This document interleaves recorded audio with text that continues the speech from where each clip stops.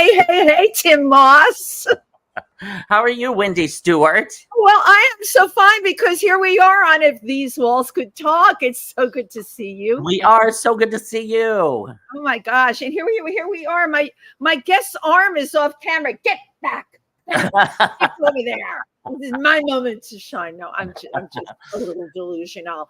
How are you doing? Oh, you know what? I'm much more rested than I was during the Halloween week. Halloween was everything, everywhere, all at once. Too much of everything. It was fun, but you know what? Too many outfits. I know, but I didn't know whether it was coming or going, and I just finally got my apartment cleaned up from Halloween. Didn't you find you had like stuff everywhere? Oh yeah, I've still got, and now I've got costumes and stuff because I'm getting ready for shows coming up and. Right. You've got 50 Shades of Gay coming up December 1st in New Jersey. That's a Christmas show. Yeah. And then December. Oh, I think Ike is announcing tonight, but I'm sure he won't mind.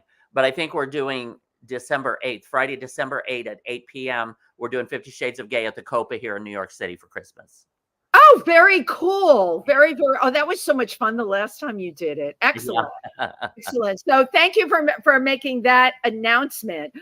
We had the most fabulous party here. It was my husband's birthday. Oh, and God. It was and your daughter. And my daughter's birthday. They were born 2 days apart. And the only reason that happened was I went into labor on his birthday. I didn't know I was in labor because I went to aerobics class every day. Of course you would. Of course I did. Because I was just going to have a baby bump and not get fat. Okay. I know this is nuts. And I didn't understand that. And I had to go to the bathroom. My water had broken. I didn't know. Oh, so my I went back to aerobics class. Right. Oh, my God. She should have been born on the same day as Alan, which was November 3rd. But I was in labor for 2 days. I had like mild cramps. I didn't think very much of it. Oh my God. And I went to see my midwife and she said, we need to get you over to St. Vincent's right away. You've been in labor for 36 hours. Oh my God. Yeah. So that's why they're at least born a couple of days apart. We had a wonderful party with so many great people that came, and the vibes were just really incredible. Well, firstly, it was right there at Pangea, where Wendy is right now. Right? It was packed. There were so many people and so many wonderful people. Yeah, It was one of the few times that I didn't have to perform. I didn't have to host. I know. I didn't have to do anything. I had a ball. I just went from person to person to person, which I never get to do, and hung out with everybody for a little while. You were really happy. All the pictures I have of you, but even that night, like you were grinning ear to ear, and I'm like, Tym Moss is high on life. It was the fact that you didn't. Nothing was expected of you other than to have a good time. Yes, yes, it was wonderful. And that's what I know. Now I know how audiences feel. There you go, right? That you spend all your time entertaining. And then, of course, we went to David Kennerly, who's been on the show on Monday for his book called Getting In. And I almost said Getting Out. Jesus Christ, I'm thinking of Get Out magazine where we have our film being advertised, but that's a whole other thing.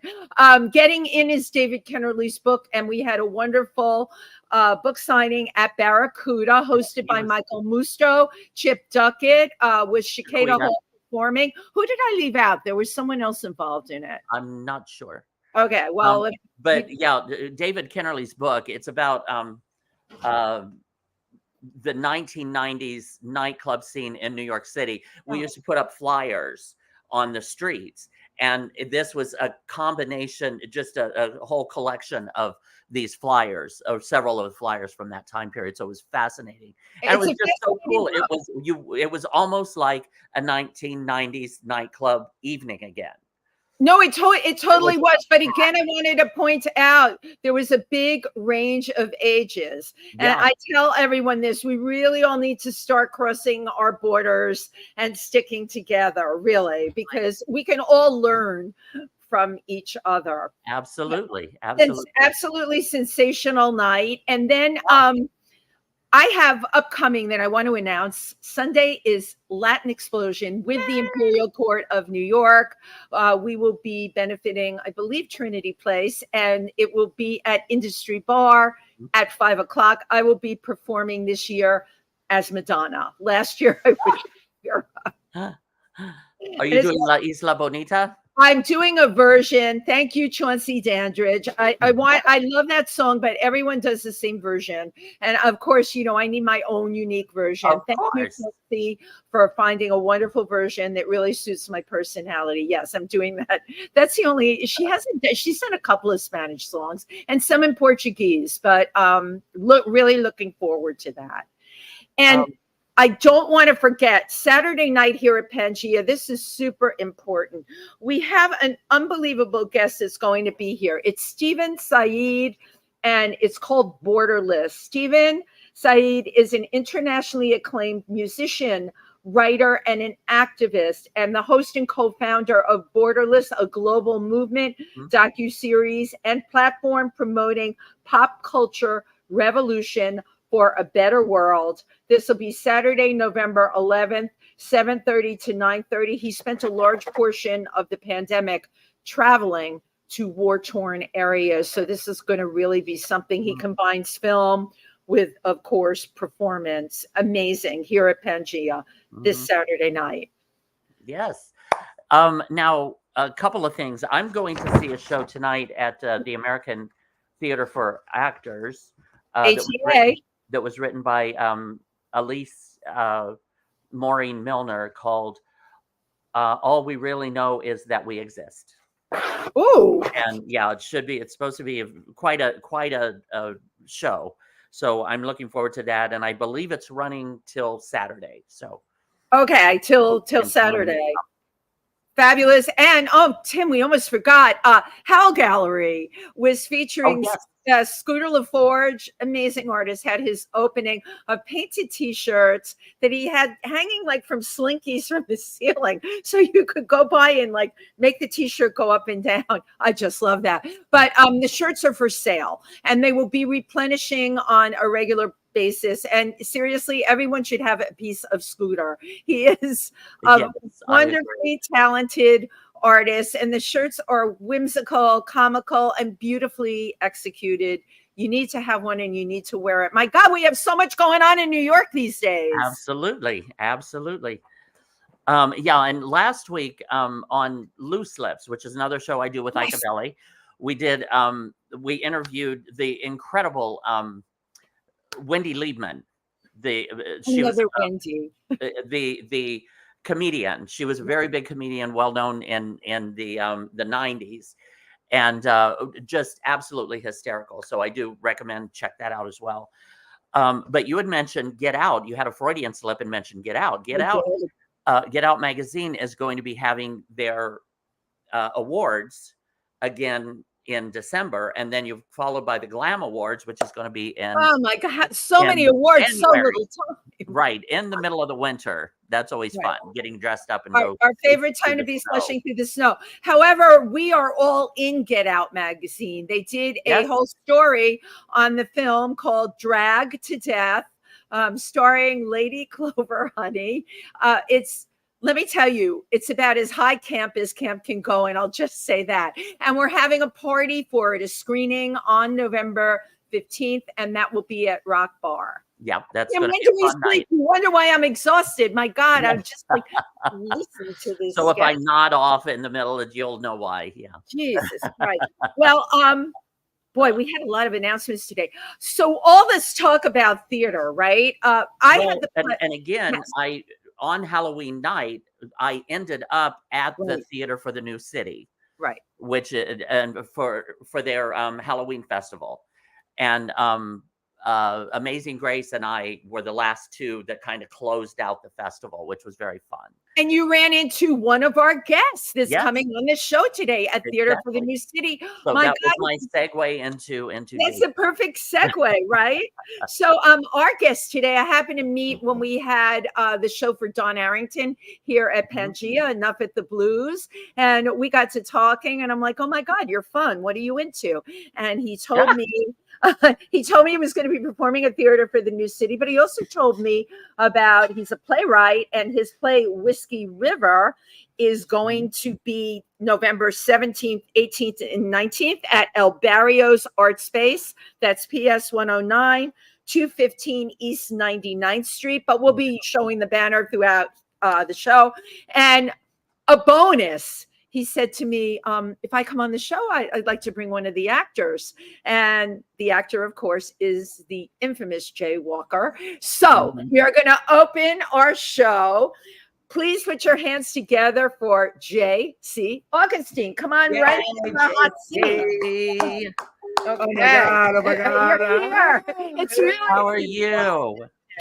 Oh my God. It's amazing, right? And I have the card, by the way, for the show. My bird ate the corner of the other one. So these things happen in my life. But welcome to the show today. Thank you, Wendy. I just wanted to say, you're the only Wendy. Oh, well. It's wonderful. And Tim, you're the only Tim with a Y. Well, Tim. thank you.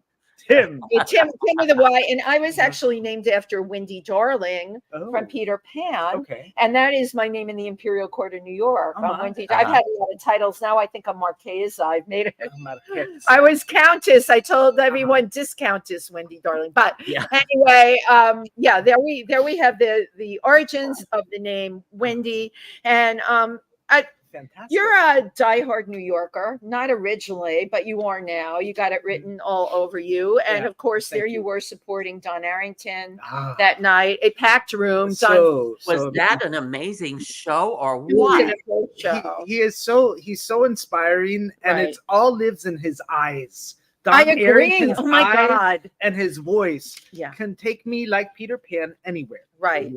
Yes. I know. I would totally have to agree with you. But it's also, this is why you go support people like that. I'm sitting in the audience. I meet JC. We start talking. And then I find out he has this wonderful play coming up. So Whiskey River has won the best play at the Frenzy Festival. Yes, congratulations. Yeah, tell us about the Frenzy Festival. The Frenzy Fest is a theater festival that happens up in El Barrio. It's produced by a great group of people, the Boricua Independent Productions. And I got to know them, and they asked for a submission, and I submitted Whiskey River as a 10-minute, short, as it was originally written. And they really liked it, and they encouraged me to expand it, and I did, and it's a festival that deals with mental illness, or the idea of writing plays about different states of mind. And I thought to myself, wow, well, my play is exactly all about that. So it's kind of fun and weird, and in the best ways, crazy. In the best ways, crazy. And I want to talk further in depth how you deal with mental illness in the play. Well, in the play, it's sort of like the character within the character, I would figure. My main character has some bouts with delusion and you could say addiction, perhaps, but he's a character who's gone through everything. He's done 25 steps, and he's gone through it all, and he's a survivor, and so it's about resilience. It's about hanging in. Good. And in the end, what you think might be killing you is actually going to save the day, so it's all about that, pretty much. Were there for you to create this play, did you have to use a lot of personal things within you? Like, how much of it had you been through, or is it observational from people that you see? It started observationally. It comes from I used to work at a really divey bar in Hell's Kitchen. You had to tell us the name. The Holland Bar. If you know the Holland Bar, I don't know the Holland Bar. I know everything. I know Wendy Darling knows everything. Tell us the Holland Bar. The Holland Bar is this might have been 4 or 5 years ago. I was working there, and it's sort of like in the armpit of Port Authority. It's like down, like 1 block down of Port Authority, and it's where Daniel Nardicio. It's by Red Eye. It's by Red Eye, right? Red Eye. It's not far from there, and when I first went to that space, that was known as a Ukrainian bikini bar. That was awesome. I love that place. But Ukrainian bikini bar. I used to be a pedicab driver, and so back in the day, in those days, it wasn't that long ago, it was way different from what it is now. Right. But Holland Bar, which is now a cannabis club, was a really divey dive, and there's where I met the person who really inspired the show, and in the process of writing it, and especially in our production last year, I realized just how personal it is. It was how revealing it is of my experience, of my mentality, and that was not anything that I really set out to do. But answering your question about that, yeah, certainly it's manifested. It's kind of a combination of observational and personal experience. Absolutely. At the end of the day. So you had me a pedicab. Yes. Knowing nothing about I was just gonna say, tell us more about the pedicab. Yeah. Well, I've got great legs and my ass is pretty good. I can haul you around anywhere. Right. And I'm sorry, just real quick. Just real quick before we go on, for people who don't know what a pedicab is, it's kind of like a bicycle on front of a little carriage behind it, and then a lot of times they have music playing inside, and people can rent it by 15 minutes or for half hour. Or it's so much money. But I was, I had a guy take me home one time for $25, so it was like a regular cab. He felt bad for me. I forgot what was going on in New York, and he's like, "Come on, I'll give you a ride home. How much do you want to pay?" I'm like, "I've got 25 cash." She says, "I'll take you home." You see, that might have been. It might have. Oh my God, we met. It could have been. I was doing. Those guys, are really in it for the money and charging a lot. But I was in it for all the wrong reasons. It was for the glory. So, if I saw Wendy on the street looking fabulous, I'd say, "Hey, baby, come on, let's go. I'll take you home." Yeah. I did a ride for $5. Probably the heaviest person I've ever seen, and it was just out of a challenge. And she was the sweetest woman from Cameroon, and I took her across. I've been to Cameroon. Yeah. I love that you took her. I took her across town, and she just had $5, and I wasn't going to argue with her. But it was like glory. It was the glory of doing it in New York City. Again, you do things for life experience. Exactly. Yeah. I am totally with you on that. Yeah. Well, Tim, I would say that for me, I liken it to the Barbara Streisand moment. When she's singing in front of at the front of the steamer, or the, what do you call it? Tugboat. The tugboat. Oh my God! That's the experience. That's it. So so that was my experience as a pedicab driver. Was just really, I did it in my underwear. I did it naked. I did it. My wheels are turning. This is such fabulous material for another play. Of course. Well, are you working on that? Well, yeah, it could be called, and you could call it Petty Cash. Well, oh my God, Tim, genius! I love that. Yeah, maybe. No, I'm doing. At the moment, I'm writing I did an AI cabaret number that I'm going to expand. I wrote a tango about being the embodying artificial intelligence. So I'm totally synthetic. Totally fake, and it's kind of funny and subversive and weird, and it's kind of raw. But I premiered it at the Halloween festival at Theater for the New City. Yes, and it was kind of fun. But I think we're going to move forward with it. And I have in May, we're going to do my other play, which is called In Crocodile's Lair. Is that Barbara? Is that Barbara? It's for you, Barbara. Oh my God! She took time out of reading her autobiography. But I have another play called In Crocodile's Lair, which is going to be at Theater for the New City in May, also with my lovely friend here, Jay, who's going to come on in a minute. We're going to get to meet in a few minutes. Absolutely. Yeah. But it's just kind of joyful and fun, and again, like my pedicab experience, I think it's all about the glory. Like, with you, being here is glory. Oh my God, Tim, we've never had anybody say that being here is glory. Thank you. I want JC, where are you from originally? Tell us about your upbringing and what brought you to New York. Well, I ran away when I was 3 years old. Okay, but that's I wish. Liar, pants on fire. Kind of mentally, yeah. But I'm from a large family. I grew up in Miami, Florida. Okay. I'm in FLA, And Colombian background. Yeah, my people are all Colombian, and I was the first American born. So I like to think of myself yeah, that's pretty cool, as the anchor baby. But my mother scoffed. She really hated when I would say that. So it tells me that that's probably true. I mean, why would they have an 8th child? Please. the anchor baby. Yeah. So, but it was. I grew up in my formative years as a young child were in the 1970s in Miami during the disco years. Where like any park that you went to, you could get a blowjob. It was like really. There you go. My kind of town. Right. Hot pants and tube socks.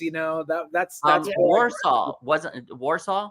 Warsaw Ballroom, absolutely. Yeah, I remember Warsaw in Miami. That was where all the muscle boys and all the oily fun as opposed to dry fun. But it wasn't only in the Warsaw. It was really all over the place. I grew up in the suburbs in Miami, out by a place called Tropical Park. They call it La Sahuesera, or they call it Westchester, but it was unincorporated Dade County. But there were some wild things, like really underground leather bars out in the suburbs. Out in the suburbs. Yeah, wow, really nuts. Yeah. So wow. So I feel honored to have been a part of that. Looking at absolutely the generations today who like, oh my God, really leather, or whatever, Wait, didn't the whole fashion thing explode when you were? We're talking like 70s into 80s, and Miami became, and you know this, that Miami, right, which traditionally in the 50s and 60s was where you went to die, right? Yeah. It completely exploded into the whole fashion world. Yeah. And that's where many models got their start. It was 1980s in Miami, and it was incredible. I got my first apartment in Miami Beach for $250. Stop it! It was just a tiny studio right in total Hasidic neighborhood, but everybody, all the queens were moving there. All the bars were good. It was before it really exploded, so it was a nice mix between the old school, old people who were so wonderful and great, and the total crazy flipping drugged out, queens and everything. Myself being one of them. So total flipped out drug. Best shout out to Club Deuce. If you know Club Deuce, then you know what I'm talking about. Yeah. And now, have you always been adventurous? Because again, you were born Colombian into a Colombian family. Gay, you came out, and which goes against the culture overall, or usually. Moving into a Hasidic neighborhood, which is not your culture. You really had some amazing life experiences that have kind of, which have expanded your understanding of life. Of course. Thank you for saying that. And don't forget the pedicab then on top. And we're only up to what age? Yeah, right. Well, thank you for saying that. That's really funny. I mean, yes, adventure. I've always, and my friends who know me well would say that about me. And yeah, I have a hard time sitting still, and I have a very curious soul and mind. Curious and adventurous. And and I like to have fun. I just heard Back to Barbara. Okay, yes. I heard Barbara because it's all about Barbara. I heard Barbara on the BBC being interviewed with her new book. My name is Barbara, and she said what I've been telling myself for years lately. And I'm in my late 50s, and but I came upon something that Barbara reflected, and she said, "All I want to do is have fun. I only want to have fun." Barbara Streisand, reflecting back how I felt for the past years, everything is, I want to have fun. I want to bring that into my process. Joy. You want to bring joy and fun. But genuine fun. It's not about playing slinky or whatever it would be. It's about really, part of my process is I like to check in with my actors and see where you at today, and that starts the ball rolling, and keep something genuine and good, I'm curious, how much is your Colombian background affected you? I mean, I have a number of Colombian friends, very strong Latino culture, and they do go back. I don't know how many trips you made back and forth, but Colombia is a very, very intense place. Well, I haven't been back since I was a child. Really? but I identify and I learn so much from my culture, Yeah. not just as a Colombian, but as a Latino. Latino, Where yeah. I live in New York is up in Washington Heights, which is very Dominican. Neighbor, hello, neighbor. Which again is a different culture from yours. Right. Yeah, and you get to wear your linguistic cha-cha heels. You know, I speak Yeah. Spanish and I keep, but you know, it's also about the music. Yeah. To me, it's like to dance. I mean, I grew up with disco, but the more I hear like cumbia music, in particular Yeah, from yeah. Colombia, and I meet people. There's some really great artists coming from Colombia now. Incredible Ortine. That wow. yeah, that's where And, I was going with and that. it's really inspiring to me. And then Right. not to mention the great writers and Absolutely. poets, Gabriel Garcia Marquez. Right. You know, it's huge. It's huge to me, and there's a lot for me to learn about it. So I'm always very curious and moving towards it. But I enjoy it very much. Yeah. Mhm. And I drink so much coffee, it's like in me, like coffee. That's it. That good Colombian roast, right? There's absolutely nothing like it. So you came to New York. How old were you when you came to New York? Well, that was 15 years ago. So I was in my 40s, 40 something, 42. I'm 57 now. So what made you take the leap at 42? I had, well, you know, when you have a shitty job that's really going nowhere. Yeah. And we've all been there. And I was working as a journalist and you know, writing for newspapers and editing, and all my friends were getting fired because of the industry, things were shrinking and closing down. And when the paper I was working for, they fired the old, you know, real old newspaper guy that we had great arguments about stories and things. They hired somebody whose only credit was he was a reality star on The Real World. Oh, so do not get us started. Can you say who it was? A guy named Dan Renzi. He was. Do you remember him, Tim? I know, but this is like, oh, we hear this. You know, they replaced this amazing guy with someone that had nothing. Yeah, and not to say that the old guy was an old crank, but you know, an old codger. But again, if you're running a newspaper, you got to be that old cranky guy, you know.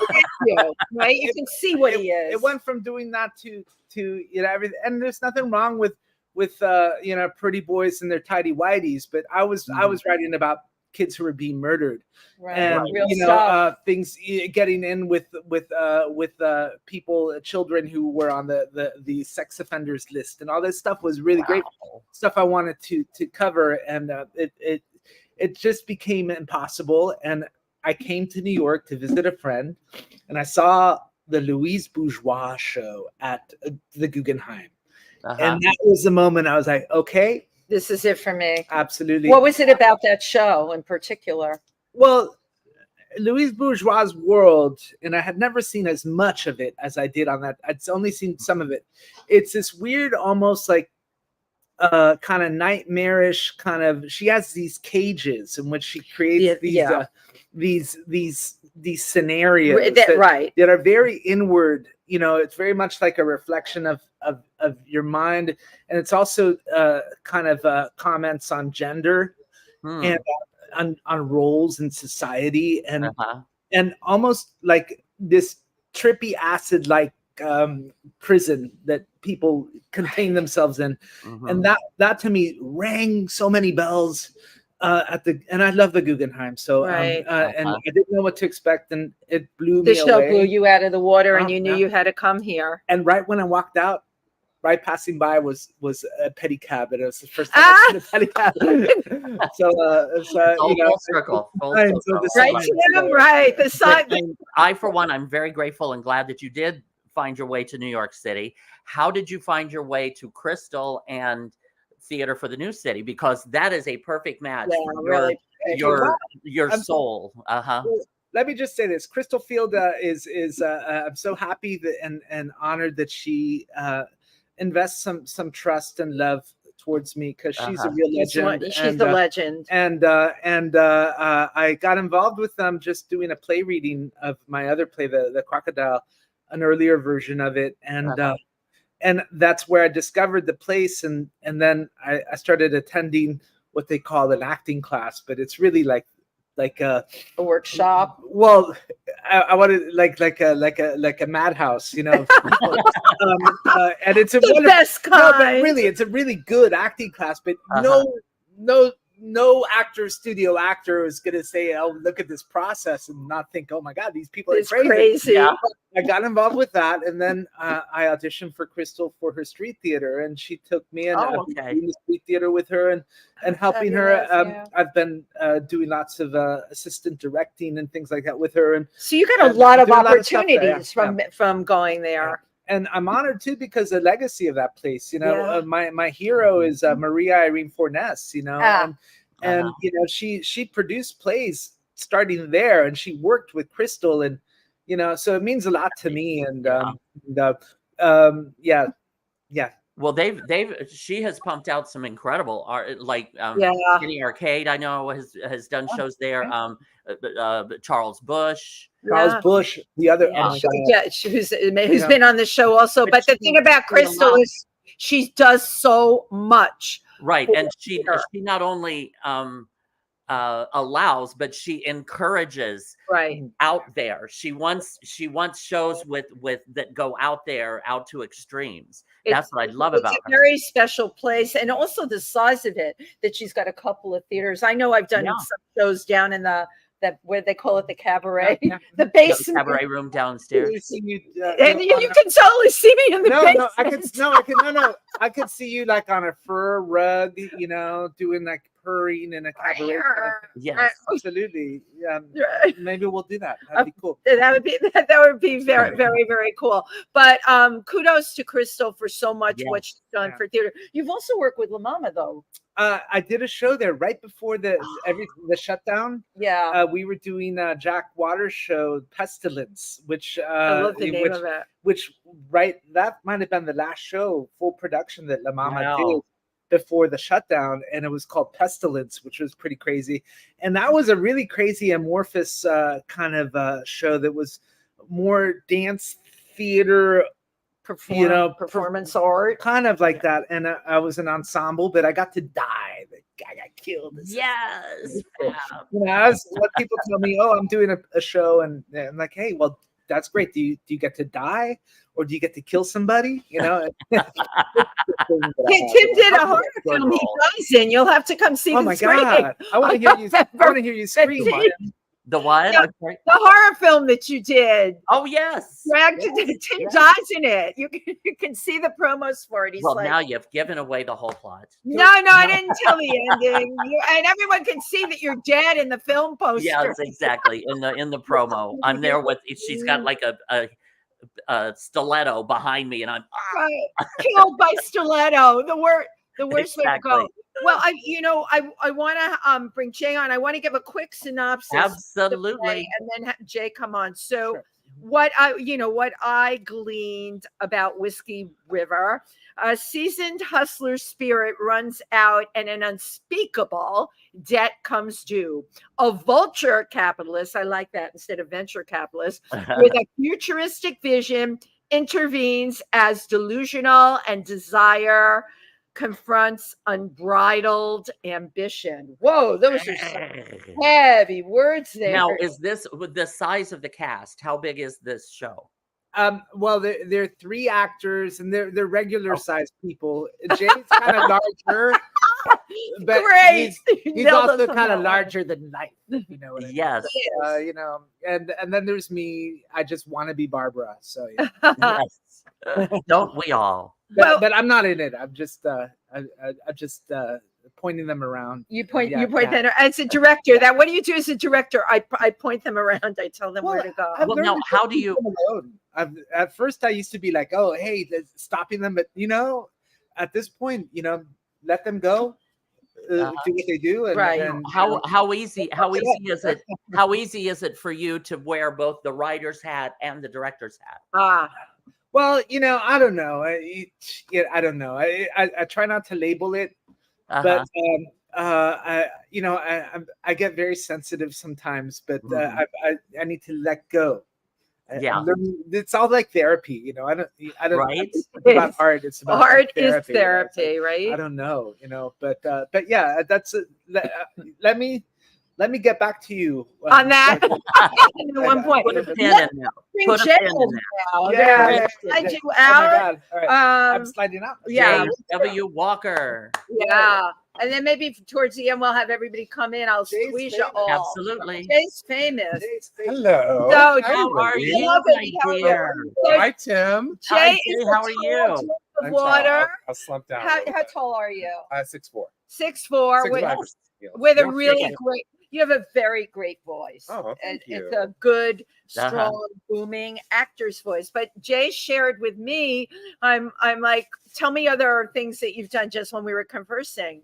You haven't done a lot of other things No, as an actor. as an actor, no, I acted in high school. I did a lot of Uh-huh. plays. I directed a play my senior year in high school. I moved to New York and I became a club kid while I was at NYU. Yep. And, I was at the Palladium and Limelight Yeah. area. Why we- Oh, and we didn't know each other. And from we didn't that. know each No, other. we knew each other. from that. We were probably in the Michael Todd room at the same At time. the same Yes. time. We knew each other. This blows me away. Um, What is it? and the tunnel, the limelight, all of Yeah, that. yeah. all the things, Yes, all the yes. mid-80s clubs that opened up around 85, 84, Right. 83. Yes, yes. And yeah, And Paradise Garage. Let us not forget Paradise Garage. yeah.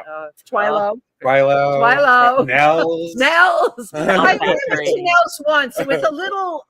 I know it wasn't supposed to be upscale, but the environment there. I like the CD club, Yeah. like the Tunnel The tunnel, yeah. or the Roxy. Or yeah, I yeah. like the Limelight. I did. We all love. We love Limelight was the fierce. idea that it was an old church. I love, Yes, exactly. We'll talk about Limelight on I here. know. It was It's so wild. simple, so simple. It's a shopping mall. No, it's horrible.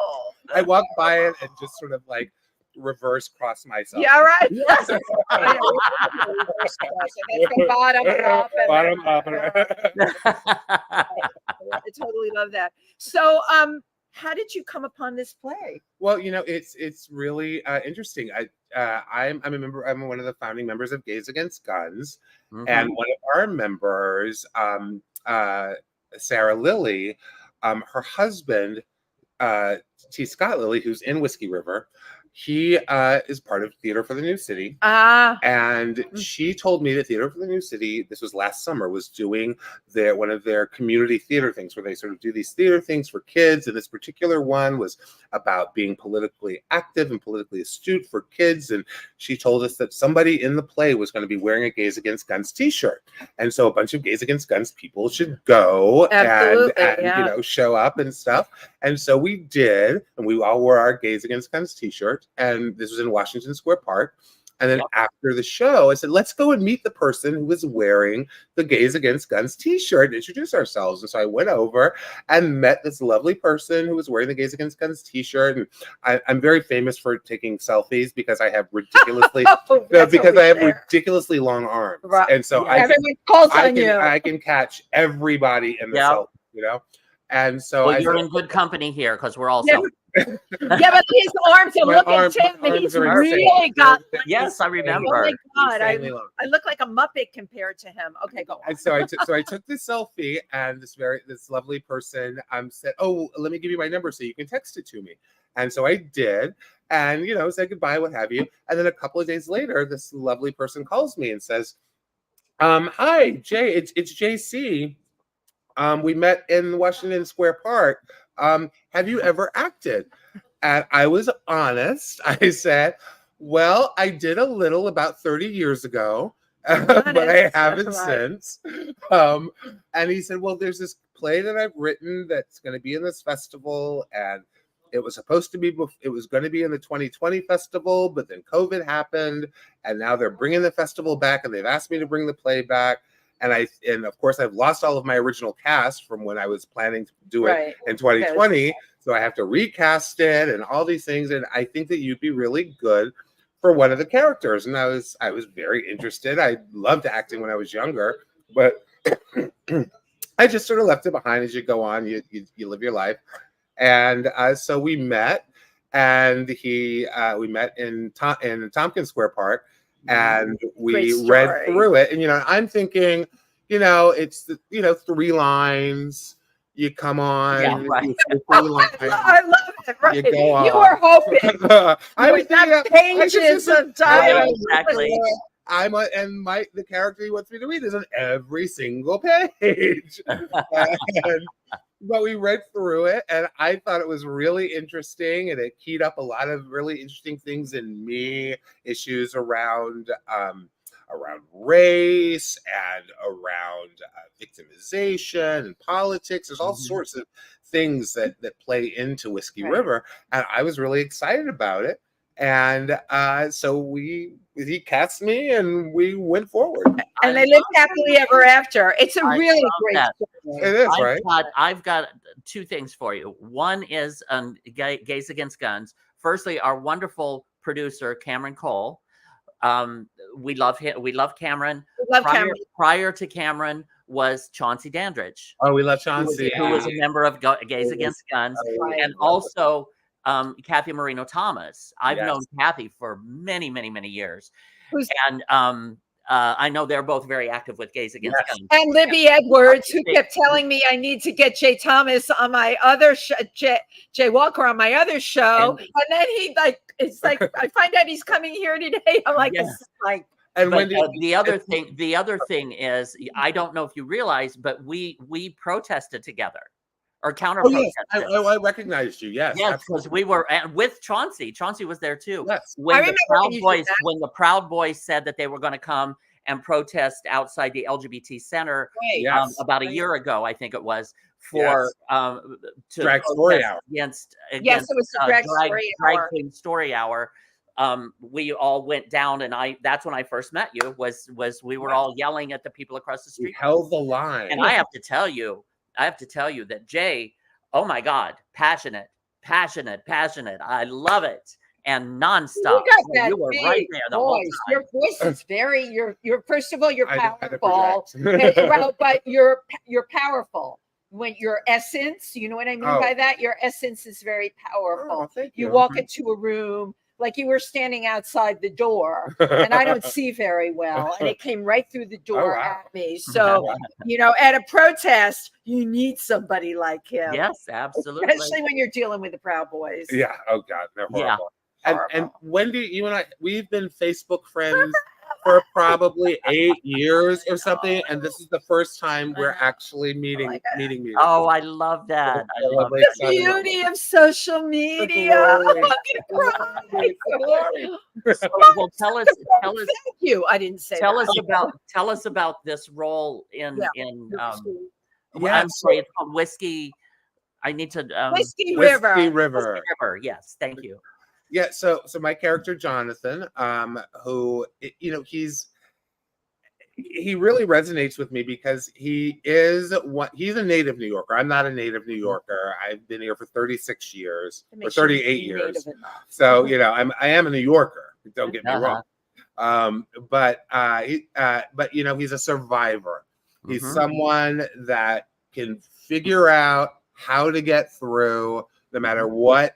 No matter what he's going through, no matter, what he happens to be addicted to or how he has to scrounge to, in whatever to get by. He makes it through. And I feel very much that way myself. I've I've all sorts of crazy. I mean, fortunately, I've managed to avoid addiction. Like I'm just not wired that way. So, but I was an 80s club kid. So, you know what I mean? I was doing exactly.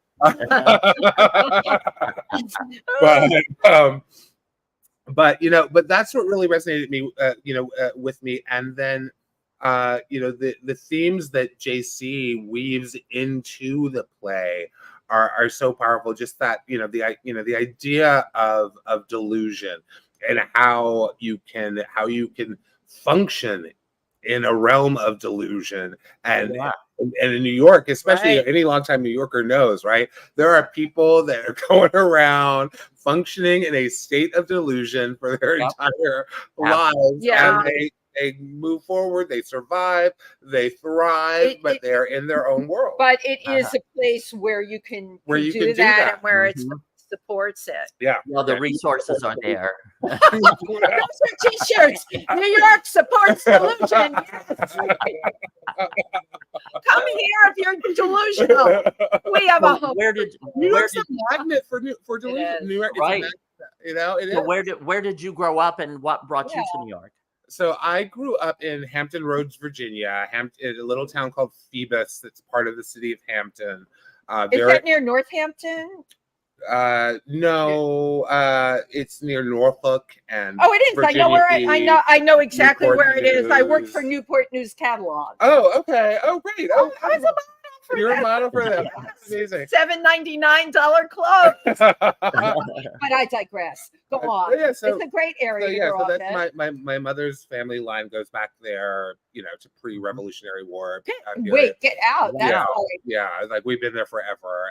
But Wow. my mother had also did the same thing that I did. She left New York right after she left Hampton rather right after she graduated high school, went north, lived in New York in the 50s. Was cool. lived a fabulous, interesting life. Yeah.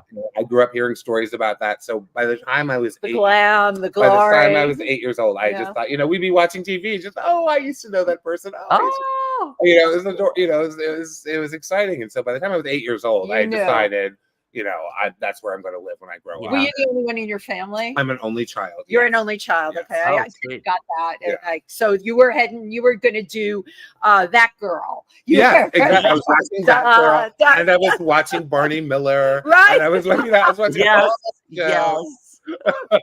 Yeah. And you were going to come here and make your Come mark. New York, and exactly. It was So the your only mom was place. behind you doing that. Yeah.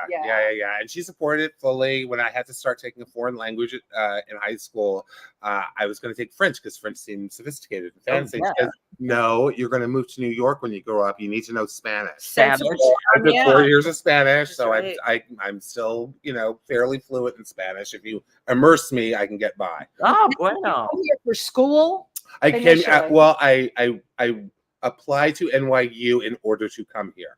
It was my conduit to get here. I wasn't Nice. here for school. School was my way of getting here. Was your way? Yeah. What did you study? Film. You? Oh my God. Well, God, that's this- heavy duty this is a- because is- the NYU Film School is Yeah, like that's the one of most the best. viral. Yeah. But I only went for a couple of years, and then I Uh-huh. said, I'm sick of academia. I'm going to go work. And then I worked in the book business for 10 years, managing bookstores and doing events. Oh, Oh, sweet. cool. Yeah, so I did Oh, that for 10 cool. years. Then I went into fundraising, nonprofit event production. So I've had lots of little careers in New York. I like that. And again, I met you kind of on the front line of LGBT activism. How can you explain to the people viewing how the activism has changed since you got here to New York? And it's vast. I know it's vast because you got here right about the time the AIDS epidemic hit. Yeah. I came here in 1985, and the truth is that once I started working in the book business, I did sort of, I guess, that era's the late 80s, early 90s era version of collectivism.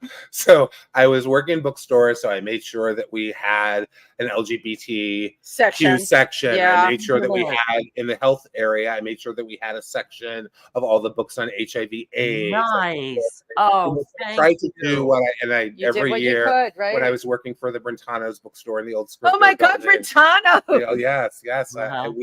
We had a reading series, and so every February I did a Black History Month series of readings and signings. Every June I did it. Oh, that's wonderful. So I did that when I was there.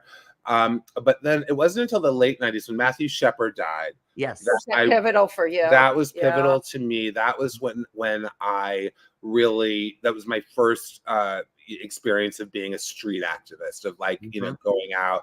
I worked with a group that was formed after Matthew died called the October 19th Coalition, and with a lot of folks who'd been in ACT UP, a lot of long time activists, radical fairies, all they sorts all of people came together for that organization. And I'm curious, how did you not join ACT UP?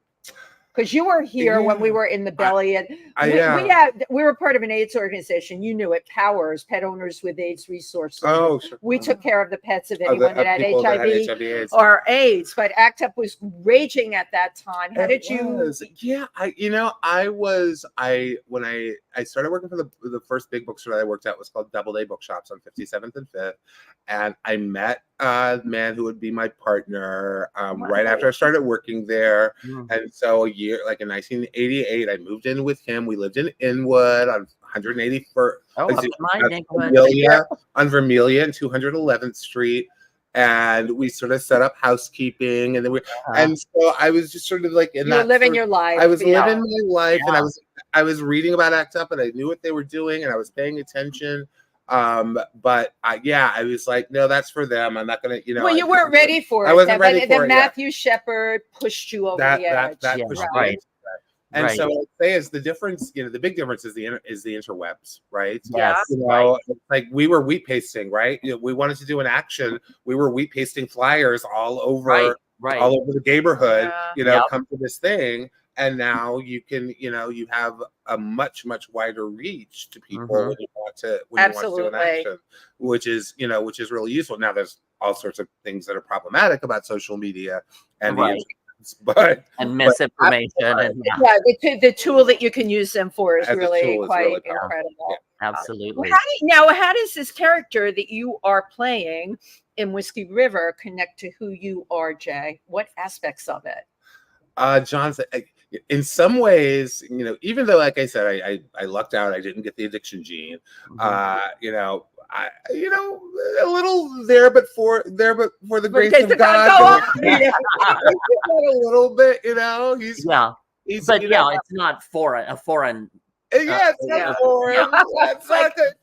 have been me. I call it the syndrome, right? Exactly. Right. So I can connect. I connect with him on on certain levels. I've been out there and had a bit more care plenty of times. So so I can get that.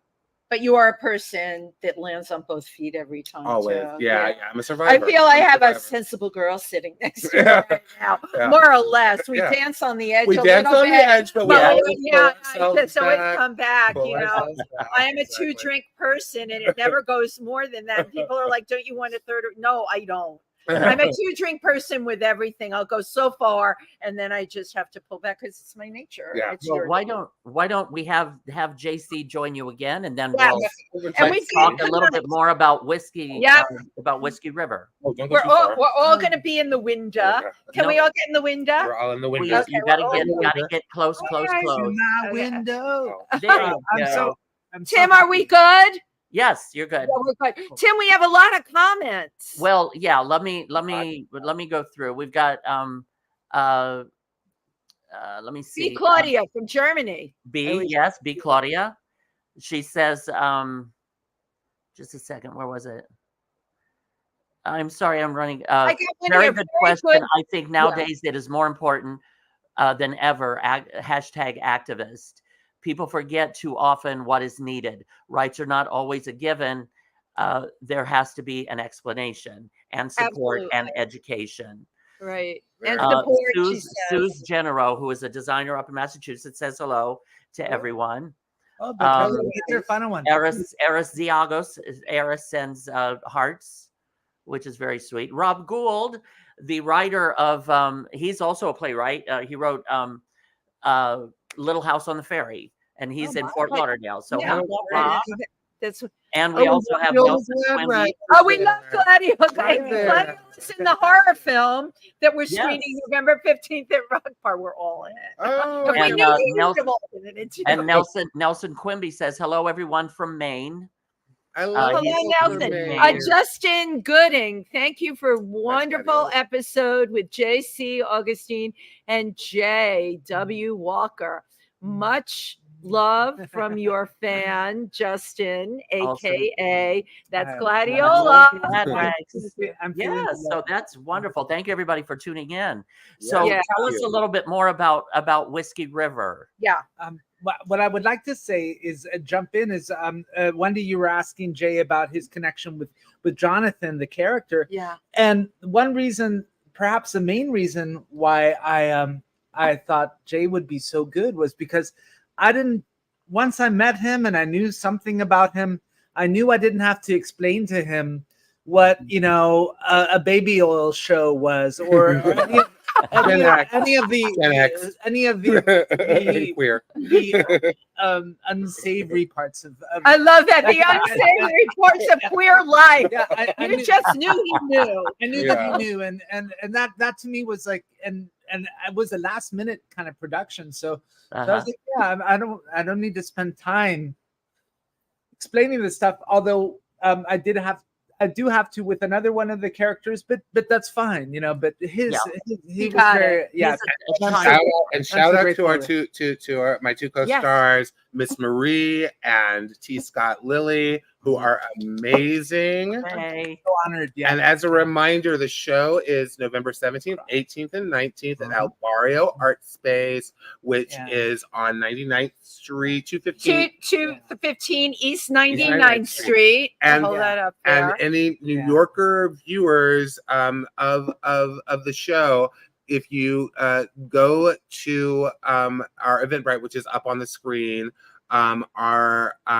the promo code is POOTEETWEET, POOTEETWEET. Pootie Tweet.